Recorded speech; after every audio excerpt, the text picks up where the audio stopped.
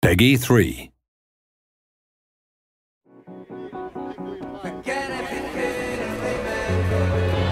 Welcome to the final developer diary for F1 2010.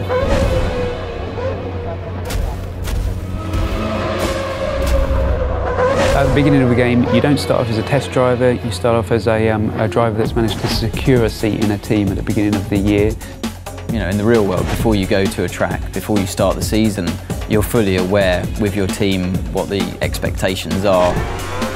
Depending on the kind of difficulty level that you've selected, that determines the teams that are open to you at the beginning of the game. You always, as a driver, want to be beating your teammate. That really elevates you in the team. It also alerts the other teams to your ability. The garage is a key location in the game. You've got your animated crew working on your car, your race engineer feeding you intel. You've actually been lucky enough to have real race engineers get into the motion capture suits and really just perform the tasks that they do day to day. And that really is a great sensation when you come in there and you see your whole team around you and you really feel a part of that atmosphere.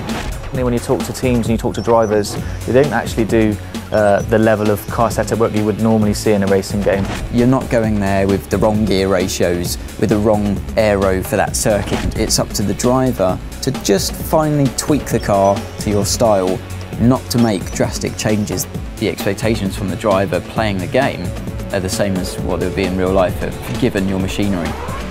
You know, at the end of the day, the teammate that you have is the only direct competition that you'll have through the whole season.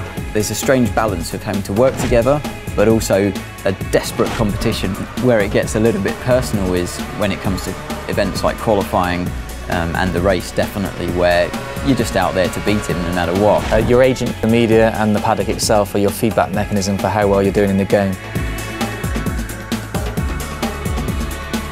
The paddock themselves vary location to location. We've got Mike Paddock in Singapore, Melbourne's built in a park, and you're going to see the key buildings.